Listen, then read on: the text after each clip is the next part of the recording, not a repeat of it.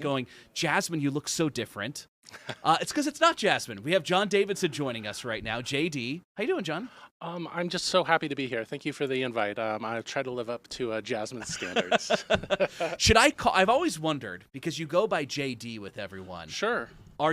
Should I call you John in a setting like this, or should I call you JD? I think stick with JD. John is such a common name that I've always given JD as the alternative. So if you'll say John, I'll be like, hello, but I think JD is perfectly fine for this setting. Fantastic.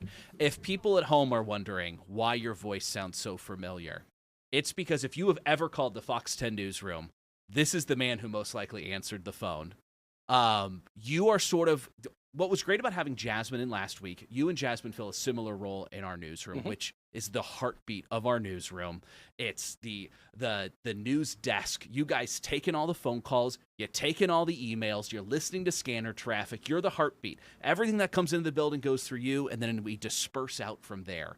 So that's why I love having you here. I loved having Jasmine here, having our desk team here with all of that info. And JD, we do have a big story that has happened here just in the last couple of hours, right? Yes. This Monarch fire.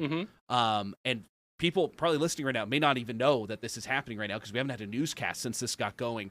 We have Kenzie, who's driving up there live right now to go broadcast this for us for our 4 p.m. news, 5 p.m. news. I'm sure she'll be out there all night. She's joining us via Zoom on this drive right now. And we'll see if we got Kenzie here. There's Kenzie. Hey, Kenzie, how's it going? What can you tell us about what we know at this point?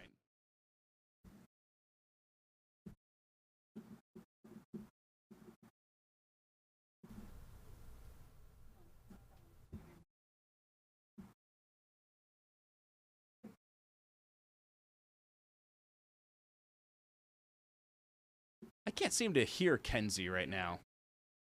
Okay, all right, we'll get Kenzie back on here in just a second. While we try to fix the audio there for Kenzie. Oh, Kenzie, are you on there now? Can you hear us? Can you hear me? I can hear you guys. I got you now. Sorry about that. Hello. That's great. It's a beautiful thing, isn't it? So tell us, what do we know about this fire right now?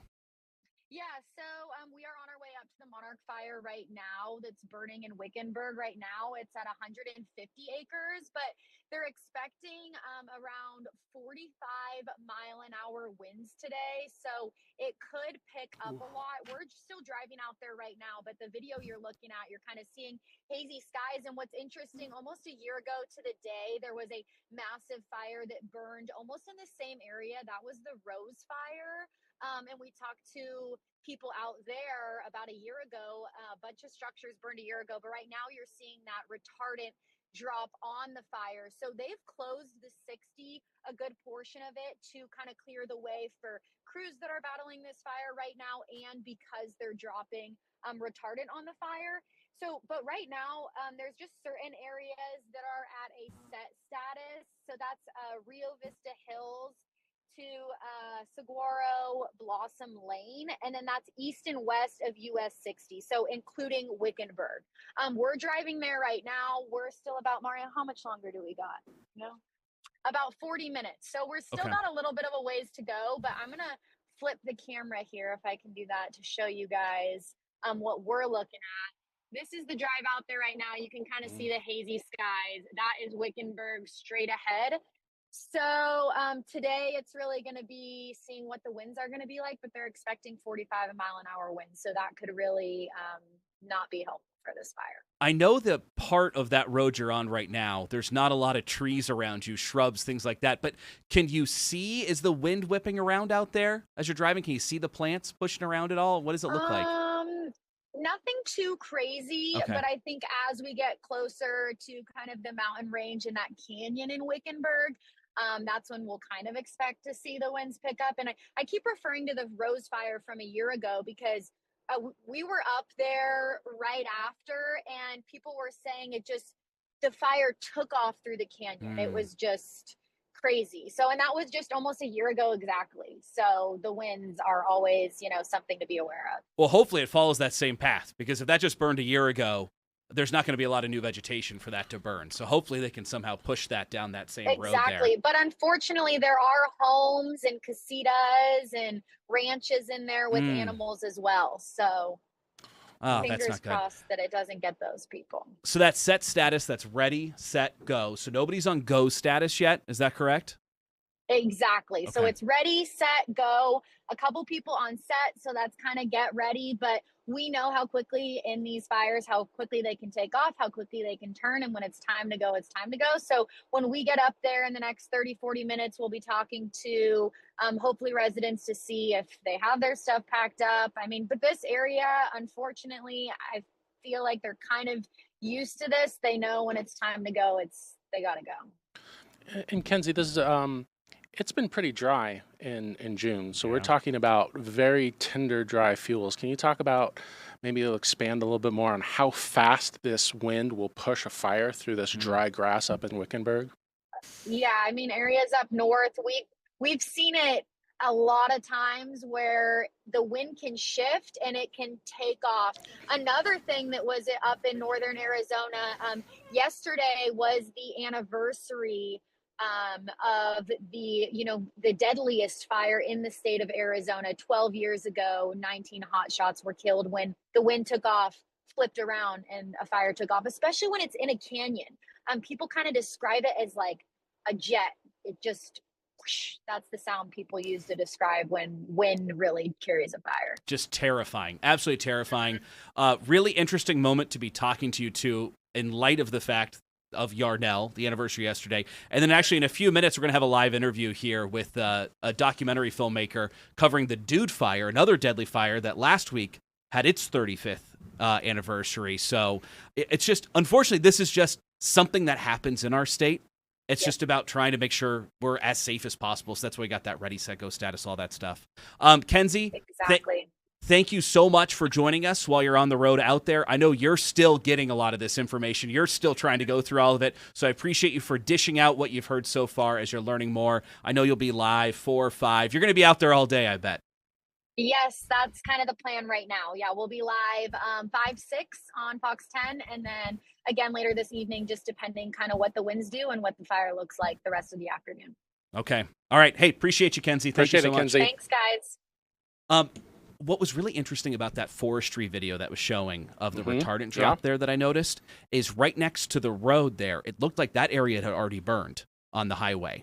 So that area is already burned there. It's pushing out against the highway because usually they want to use the highway as a barrier. As a fire break, So if it's already burned that area and gone out.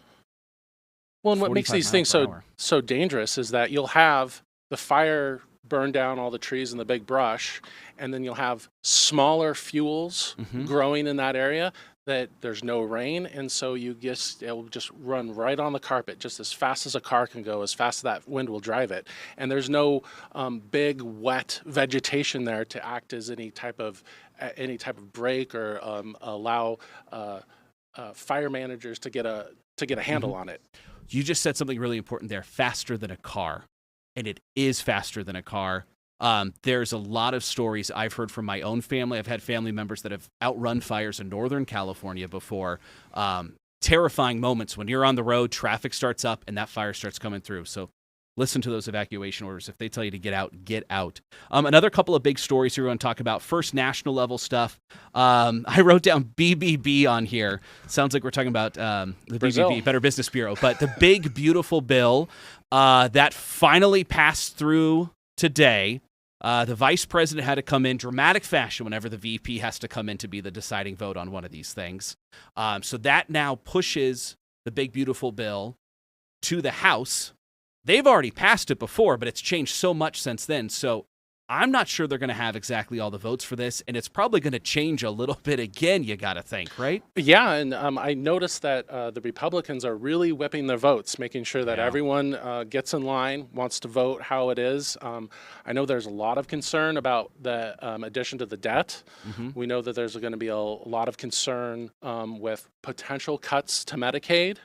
Well, it's been such an interesting conversation on Medicaid because whoever you listen to, I actually had a viewer reach out to me yesterday because I did a story yesterday with a family. Their son is 43, has severe autism, can't hold a job, but he used to. So his autism has gotten to a point now where he can't hold a job, but he had a job for 15 years. So they're concerned that on paper, it looks like he can hold a job, but he can't. And they're afraid they're going to lose Medicaid because of the work requirement getting stronger as a part of this bill. I don't know what to tell them, though, because they were looking to me for answers. And I'm like, this bill's changing seemingly on a daily basis here. Every minute it's changing. We don't really know. I think we're really gonna have to be going over that language with a fine-tooth comb, with a magnifying glass to find out who qualifies, who doesn't. And like you said, that we don't know what changes are going to be in the House that to look at what the final reaction will be. Sure. President's press secretary, she has adamantly said this is going to be on his desk on July 4th. So we'll see if she's able to hold true on that. She said they'd pass it by today in the Senate, so she's been right so far. So we'll see if they're able to get that on Friday. Another couple of big stories we want to talk about, too. This one was huge over the weekend. The recorder's office, the county recorder's office. What happened here? Tens of thousands of these letters went out, right? 83,000 letters were sent out on the recorder's office, by the recorder's office, telling people that they may not be registered to vote, that they might be registered in another state, and it was done in error. And there's a lot of finger pointing as to who did what to whom. Initially, the recorder's office said, hey, this was a third-party situation, an error. And late last night, we did a records request for emails, and it found out that the recorder's office was the one who approved the erroneous 83,000 letters going out to Maricopa County residents. Aren't records requests a beautiful thing? Yeah, it's, we all make mistakes. I think that there's a lot of disappointment on how they handled it from that point. Sure. It's such a good point. Everyone wants to go conspiracy theory, especially right now with the recorder's office on everything. On that, if you get a Republican or a Democrat breakdown on who got more of these letters and who not, how we're disenfranchising, what I always say to everyone when they immediately jump to conspiracy level is, we as people make mistakes all the time. It is so much more likely someone just did something dumb and made a mistake. Never attribute to malice what can be explained by incompetence, right? Right, yeah. And we're all incompetent in our own ways. We make mistakes every day. I think the best thing is hang a lampshade on it, say my bad, move That's on. right. Don't leave anything to question.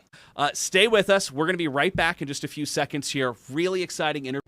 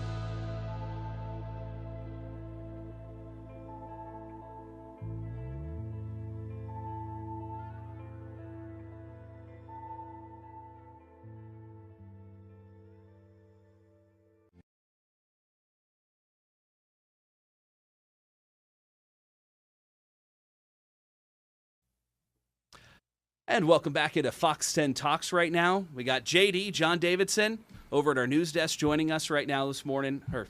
Gosh. I anchor AZAM on the weekends. Yeah. Everything's this morning for me whenever I'm on camera. Absolutely. Always go this morning. And we also got Scott Briggs joining us. Yeah, glad not to this be morning, here. this afternoon. Right? Really excited to have you in, Scott. Oh, super excited to be here. Thank you. So you're a filmmaker, Yeah. documentary filmmaker. Yes. Tell us, first off, before we get into, we're going to jump into a bunch of topics here, but tell us about your movie and why you did this. Sure. The movie's called Prisoners of Fire. And it's called The Dude Fire Story. It is a documentary on the Dude Fire that happened about 35 years ago in just north of Payson, and we lost 6 firefighters there. They were kind of special firefighters because they were from the Perryville prison crew. So we lost 5 of the prisoners, the inmates there, and we lost their supervisor, who happened to be on her very first fire, which is, definitely had a lot to do with what happened. Well, when you started covering this and digging into this, it seemed like you found a lot of really interesting people to talk to and people that vividly remember how terrifying that fire was. Oh, absolutely. I was contacted by a guy named Bill Davenport, who's kind of one of the main features guys in the film. And Bill contacted me. He said, I have 2 months left to live. He had stage 4 pancreatic and stomach cancer. And he's like, no one's ever heard my story, not my wife or my family. So I want to, I heard you're doing these fire films, and I'd really like you to, film me so I could show my family after I'm gone. And the great thing about if you on the film, and I don't mind giving this away because it's a wonderful part, and unfortunately now it's on Amazon, and they sometimes the credits they kind of go to the next film, and I'm like no they put it in the little corner and missed this, right? Oh. And so I'm the great news is Bill became cancer free a few months ago, and it's awesome. I mean 3 years later, and he's still here with us. And one of the things I've noticed in doing these films is speaking with these wildland firefighters who've been through so much trauma and so much is that how much that affects them, not only mentally but physically. And Bill believes very much that his cancer was caused, indirectly by or directly by this, experience. Give us just remind everyone. 35 years is a long time Yes. ago. Give us the stakes of this fire. How huge was this in? Sure. Everyone was following this. Oh right? yeah, it was the big fire. I mean, I remember I was probably in my early 20s when this happened, and I remember it happening. I grew up here. The Tohono National Forest under the Rim was my playground as a child. Camping and fishing and Boy Scouts and the whole thing. And so I remember this, and it was the fire ended up being about 24,000 acres, and it was the first really big fire in Arizona. First time we ever lost, a subdivision, because we lost about 64 homes in that fire, and we also, unfortunately, that was our biggest loss of life and in Arizona at that point with the wildland firefighters. Can you tell us how firefighting or wildland firefighting has changed since this one momentous incident? Fantastic question. And that's how important the Dude Fire is in wildland firefighting, because this is the one fire where so much changed. They changed so many protocols. One of some of the things that really came into play was they were going from at that time it's called a Class 2 team into a Class 1 team. Now it's a Type 2 team, and they were doing this changeover during the middle of the day. And any wildland firefighter will tell you that the peak burn time for a fire is after about 1 o'clock into about 6 or 7 p.m. And that's about the most dangerous time of day. And they were doing this changeover then. And they lost track of the Perryville crew during this changeover, and that was part of one of the things that happened. That got corrected, and they now do these things in the morning, and so that gives it enough time for the transfer to happen in the right way, so everybody knows and is on the same page. So that was one of the. There was a firefighter named Paul Gleason, who's kind of a god in the wildland fire field. He came up with a thing called LCES, and he basically kind of brought down the standard 10 orders and the 18 lookout and watchout situations and put them into lookouts, communications, escape routes, and safety zones, those LCES. And that's really what happened is Perryville did not have a lookout, never had a lookout on their, we found that out during all the interviews. They trained without ever having a lookout, and that's no good. And then the communications, they had all sorts of radio problems. Everybody was on different frequencies that day. And so, the Perryville crew had no communication with command. In fact, they were having communication with Bobby Scopa, who it was in a completely different division. And Bobby, very bravely, she's a very prominent person in this film, saved hundreds of lives that day by making excellent decisions, very calm, just made perfect decisions on and got people where they needed to, and then helped Jeffrey Hatch, who was one of the guys that got burned really, really bad, and they got him out of there and saved his life.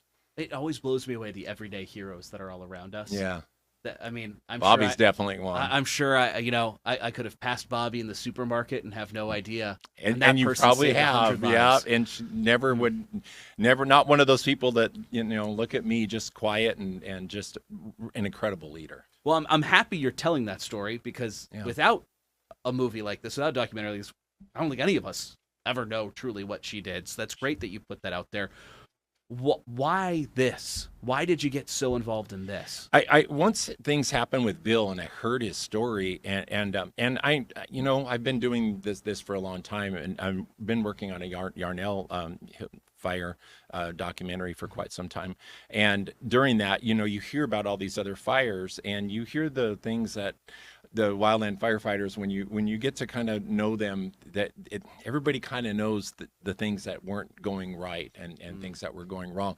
So I heard a lot about this fire, knew quite a bit about it. But it's crazy when you start interviewing them, the people, and then the story kind of comes out. But there was a guy named Michael Johns, who was the Arizona attorney for U.S. attorney for Arizona. And he was actually fighting against it when the inmates and everybody did their lawsuits. He was actually, on the other side.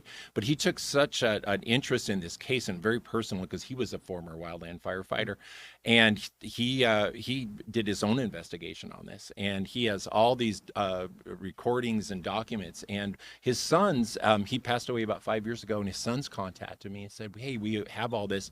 And I'm going through all these boxes thinking I already had this movie done. And I'm like, I didn't even know the whole story. Wow. And about 15,000 pages of documents I went through. I also digitized all those, so we're going to be able to have those on our website, so all the wildland firefighters can dig in on this and learn things. There's still so much to learn from this fire. You talked about Yarnell there for just a second, saying you're working on a movie about that. You were up there at the ceremony yesterday, right? How was that? I really liked it, because it didn't have as much pomp and ceremony as usual. It was a little bit more laid back and reserved. It's now 12 years, 10 years at the 10-year anniversary. That was a huge production, which rightly so. But I think it's kind of hit in a really great place. I sat with several of the families, and everybody just looked like they were we're just here to remember. What you talked about the lessons we learned from the Dude Fire. How did any of that transfer to what happened with Yarnell? Yes, they're very similar fires. Both of them, lightning caused, and then we have basically a pyrocumulus collapse, where it just collapses over the fire and sends it in all directions, and again, lookouts, communications, escape routes, and safety zones. Granite Mountain Hotshots, where they were at the beginning or during that fire, before they went down to where they were burned over, they were in the safest part of the fire. They were in a safety zone and literally left a safety zone to go down to to try and help and save this ranch. And there's a lot. It seems we unfortunately we have to kind of relearn a lot of these lessons over and over. But the Dude Fire and Yarnell, there is kind of similar circumstances for sure. Everybody did kind of forget about Granite Mountain that day too, because they were the only ones up on top of the mountain, while everybody else was kind of down in Yarnell and in Peoples Valley at that point. Well, that seems like something that keeps happening then. And that's what we want to avoid. And I really tried to do this film with integrity, without finger pointing. It's not about who did what wrong and this person messed up. It's more about, hey, what we need to do is learn from this. Here's what happened. And human beings, we all make mistakes. It's okay. And anybody makes a mistake doesn't take away from them being a great person or a hero. I think we forget that sometimes. And to me, it's more important to just again, with integrity and honor and not finger pointing, to talk about these things openly, so that this next group of wildland firefighters, the next generation, comes up, learns these lessons, and goes, when they're faced with a similar situation, they can say, wow, this isn't right, and they can take a second and reevaluate. I was hoping maybe you could talk to us a little bit about what you learned about specifically these inmates fighting fires and putting their lives on the line. Is that, how common of a practice is that, and how has that changed? Because I know that there's still wildland fires from prison crews, but I didn't know until I started reading up on the Dude Fire that they were actually in the firefight, as opposed to like a mop-up support situation. Right. And to the Perryville's crew's credit, they were invited to that fire because they had done such a good job. They were hanging right there with hot shots and doing an excellent job.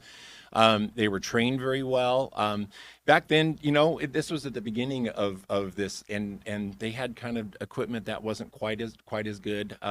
They were kind of hand-me-down stuff, and they were putting this thing together. Today, Arizona has a great program with our inmates. Perryville is now an all-female crew, and they are fantastic. They've got incredible buggies. They've got the top of the line equipment. They do a really great job. They were just out at our Dude Fire Memorial, and it's fun to see them. They were there the year before, and it's fun to see them. They're just, and you can just see that there's a lot of these folks that just never had structure and things in their lives, and how much this has changed them. And then a lot of people take this as a stepping stone to get into wildland fire as a career when they're finished their time. Absolutely. How do people find your movie? So it's on Amazon Prime right now, and it's called Prisoners of Fire, and I think it's $3 to rent and $10 to buy. It eventually, I think, will make its way into Apple, and it'll probably end up. PBS wants it really bad, so we're hoping it'll get there eventually. Just congratulations on being on Amazon. Thank you. That is a huge step to be able to get that distribution. I never dreamed. When I was doing this movie, this is my first full-length feature documentary. I've done a lot of short documentaries.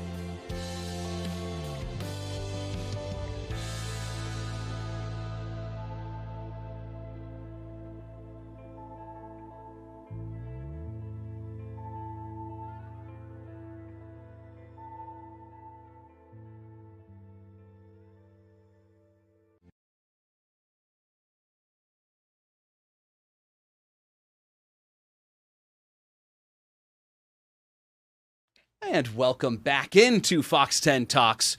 We sort of wrapped it up right there, but I'm excited because we got a little bit of something we're going to do in a second. JD, you were fantastic. Thanks for joining us today. Appreciate it. Before we say goodbye to you, though, Scott, I want to talk to you about your foundation. Tell me about it here. It's called the Sana Unda Foundation, and Sana Unda is Latin for healing waters. And we want to be the water that puts out the fire. So we are work specifically with firefighters and wildland firefighters, helping with mental wellness and coming up with the different modalities to kind of teach people to deal with their trauma, deal with PTSD. And this will be kind of a thing where we continue to follow up. It's not like a Tony Robbins seminar where you go and it's rah, rah, rah, and then 6 months later you're doing the same. We want this to create these programs and doing that. And we're just getting started, but we're really excited to be here and awesome. Helping firefighters too. So Scott, appreciate you. Thanks so much, JD, man. thanks for our first show here. And now we're going to switch gears here. I'm standing up. We're switching to the other camera right now. What we're doing right now is a little pre-show show for you. We've got Fox 10 News coming up at 4 o'clock. So it's not 4 o'clock yet, but we still have a lot of news to talk about and everything. So, by the way, if you've been watching all of our Fox 10 talk shows, you know it's over here. This is where that studio is. It's that big giant wall of green that stands behind us here, all the people milling about. And then we have another studio over here too, because you can't have just one studio for Fox 10 Talks. We have so much content, you have to have 2 studios for something like that. You know, we're on all the time. So let's go over here. For anyone who's never seen our building before, we call this the atrium. This is the open space between our buildings. Kind of a fun fact, a little Fox 10 history for everyone. This actually used to be an alleyway. Did you know that, Trenton? We got Trenton the EP right here. Yeah. Do you see them? These are actually old sewer gaps right here. This is a manhole cover right here. Can Steve go inside? Can you please go inside, Steve? Yeah, no, not a chance. What's in there? I don't think I can fit down here like this if I was to. We can grease you up. We got to get Ty here for that. Ty would be able to fit. Yeah. So yeah, at some point we would have our team go from this building to do shows and everything like that. It was too much chaos, so eventually the city, Fox 10, we all worked it out, and it's not an alleyway anymore. Now it's our atrium in there. So now we go into our newsroom right now, where it's a little bit quieter than it usually is right now. Everyone's working very hard before the show. I really want to talk to Ashley, but she's too busy to talk to us right now. Oh, you're not? No, you looked really engaged. What's going on, Ashley? Hey, I'm going to do a hit for the 4 right now. Okay. And then I'm going to anchor the 7 and the 10 tonight. So you're reporting and anchoring. Yes. That's what we do, Steve, you and I. Yeah. We're busy people. We're busy people. Yeah, my story for the 4 is really interesting. So the cartels pretty much have military-grade hacking software, and they were able to hack into the phones of FBI agents and get all the information on the informants. Wow, that is interesting. I hadn't heard that you were working on this today. Yeah. Okay, so we'll have to watch. When is that airing? 4 o'clock. So, 4 o'clock. So you got work to do. Yeah, we only got a few more longer minutes. form story for the 9th. So yeah. Fantastic. Ashley, thank you so much. Appreciate you. Justin Lum, our investigator here. You looked too eager to talk to me right now. Nice. Hey, stranger. Yeah. How you doing? I sit right there. That's my desk. We're about 2 desks over right now. What are you working on, man? Well, we've been following the case of Emily Pike, as you know, a tragic murder, Mm-hmm. San Carlos Apache teen who was found, discovered outside of Globe on Valentine's Day. She had gone missing just weeks prior. Just yesterday, the Pinal County Medical Examiner had released that the cause of death was homicidal violence by blunt force trauma. So, you know, that obviously is a broad term, so I want to know more about what that means. Yeah. Speaking to a forensic pathologist today who actually was the former chief medical examiner for Pinal County, so she provides a lot of experience, insight into what may have happened. As far as the process, the investigative process, it is graphic in nature, but I think the purpose of this is to keep Emily's name out there and keep pressure, as we haven't heard from Gila County Sheriff's Office, and that's been an issue where we have reached out to them several times for formal interviews. The response has been lacking, and even talking to Emily's uncle today off camera, you know, he's frustrated with a bit of lack of transparency. His patience is wearing thin. An arrest has not been made, and that's the bottom line, is that justice has not been brought for Emily yet. these autopsy reports, for anyone who hasn't seen them at home, when you look through them and stuff, it's a lot of sort of jargon, things like that, like you just described the cause of death there. If you don't follow these all the time, you don't really know what they are. That's why I think it's so interesting you're able to track down this person to get their explanation, to get that sort of layman's explanation. Right? And the autopsy report may very well be completed already, but we know it's not being released to us as of yet because. So then wait, what is it that you have? The cause of death. Oh, the cause of death. Actual report. That's it. That's all we have is just the words cause of death. Yeah, we knew that she had been found sadly dismembered outside of Globe after she had went missing. So we knew it was something violent, but now we have something specific where it's blunt force to the head. So obviously, I wanted to reach out to the family, see if they wanted to talk, and just let them know they're probably learning the information at the same time or right before us. But GCSO requested that the full report not be released by Pinal County because of the active investigation. So all these little morsels that we get as this comes out, we're trying to follow up on. And that's so interesting. Again, for everyone at home to follow the reporting of all this stuff behind the scenes, you're saying they don't want to release it because it's a, quote, active investigation. Let me tell you something. Every single thing is an active investigation. Every investigation's happening. Is it rare for them to withhold something like this, though? I know it's case by case. Yeah. Obviously, Gila County Sheriff's Office, small agency. Yeah. They are getting assistance from the FBI, the San Carlos tribe. So this is, multi-pronged. Not sure how much help exactly they need. We know that the total reward is up to $200,000 now. Huge. So that's been an increase. So for any tips, any information that you have, you're asked to call Silent Witness at 480-WITNESS, or you can reach out to the Gila County Sheriff's Office. But we are just trying to get new updates as soon as we can. This was obviously, even though it sounds like maybe a small bit of terminology, it was a big development in the case where we're hopefully closer to finding out more about what happened to her, as gruesome and tragic as it is and devastating for a whole community. I think it's just about, as we get those answers, what kind of information and context can we provide, hence why we're talking to Dr.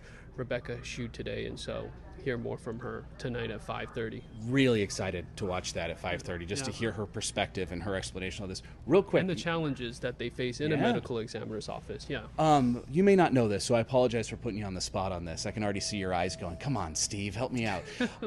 You said the silent witness up to $200,000? Yeah. How does it grow to that? Do people make donations to be able to grow the size of that thing? Sometimes it's donations, but you also had FBI offering a $75,000 reward, and then Silent Witness adding money. So you can bet that in a case like this, with the community outpour that there was, that donations was a big, and we haven't heard of such a sizable reward like this. I mean, this is pretty big. $200,000 has gradually grown over the months. So that a lot of times we report on sad murders, and the case is worth, as far as a reward, $1,000 to $2,000.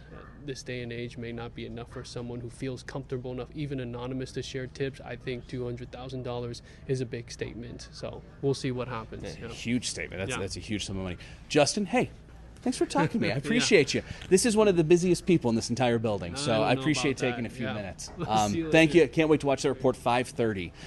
So many, we go from desk to desk, and every single person here is working on a really interesting story. Joe, do we want to go around this way to get into the studio? Because you can't do the pre-show show without seeing the place where the show actually takes place. So say hi to the newsroom there, everyone. You see everyone's got their little trinkets on their desk and mementos, just like any normal workplace. Do we have Ashley in here right now? Hello! How's it going? I am great. We got the pre-show show. That's right. Look at you mic'd up and everything. I know. This was, I think, the first time you made any Fox 10 appearance was on the last pre-show show. Is that right? And I was talking about how I slipped and fell on black ice so I could deal with the heat. I think I spoke too soon. Yeah. It's brutal, isn't it? It is pretty brutal for sure. And by the way, we're still going to be at least one more day under that excessive heat. But now we also have to deal with winds. We have some showers, some unsettled moisture along the way, and we did have that dust storm that impacted really southern areas of the state. So I think we should break it down a little bit, right? We should, yeah. And we got the Monarch fire going on right now in Wickenburg. Absolutely.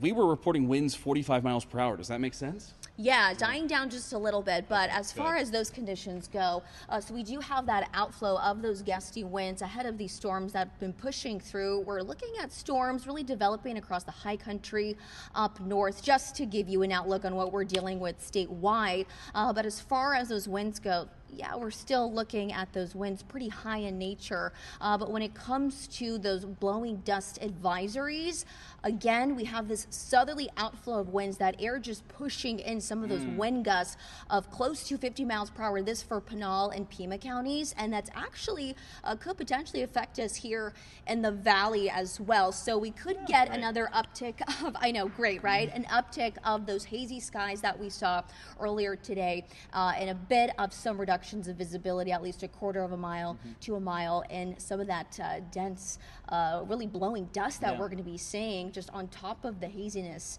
Visibility right now, we're looking okay. However, that could change in the next couple of hours. So we're keeping tabs on that. But as far as those fire conditions goes, this is where we sit right now. So backing off just a little bit when it comes to the Oak Ridge fire, nearly 10,000 acres have burned, 0% containment. Right now, we're looking at gusts close to 50 miles an hour. So as we still have storm systems pushing through, that may potentially increase those winds along the way. So we're keeping close tabs on those conditions, and of course the excessive heat. We do have red flag warnings. It's purple. It's so hot, it's purple. I know, it matches my dress almost. Like it's not even red. It's not a natural deodorant type of day, folks. Yeah, so look at our daytime highs, over 110 degrees, but we'll start to feel those temperatures cool down as early as the 4th of July. I was going to say, for anyone who doesn't know this program and how it works, I had to learn how to do this too, because Dom and I do some weather on the weekends. It's basically PowerPoint here for everyone who wants to know about the green screen, right? You got these fancy little PowerPoint slides you go through, right? Yeah, back to my grade school days. I mean, they just taught me how to do all this. So it's a whole concoction that we have here, but I actually love this weather system that we have. We get all this data and science, and you're the scientist who puts it all together, and at the end of the day, it's like, it's cool little like graphic. You can do little transitions too. I just cosplay. Yeah, you can do little like cosplay. No, you can do little like blowing dust things between graphics little and twinkles. stuff. Yeah, don't get me started. I'll get a little too fancy with these graphics at the 4. Let's talk 4th of July. I feel like that 10-day for a while has had rain chances on the 4th of July. Do you want to see the 10-day? Yeah, let's show you the 10-day. I feel like people have been freaking out about that 4th of July firework thing. So it actually looks as though moisture has moved a little bit away from Thursday heading into the 4th of July. See, this is the thing about Mother Nature, all right? She tries to, tickle and tease us, but at the end of the day, as we get closer, we are looking at a drier weather situation. But yeah, we are looking at some rain chances for tomorrow, Wednesday. So at least a 30% chance, dying down for the 4th of July, cooling down. This is our cooling trend, but this is also below average for us. And then back to 110 degrees by next week. But this is going to feel nice. That's going to feel lovely. Thank you so much. Appreciate you. All right, that has been our pre-show.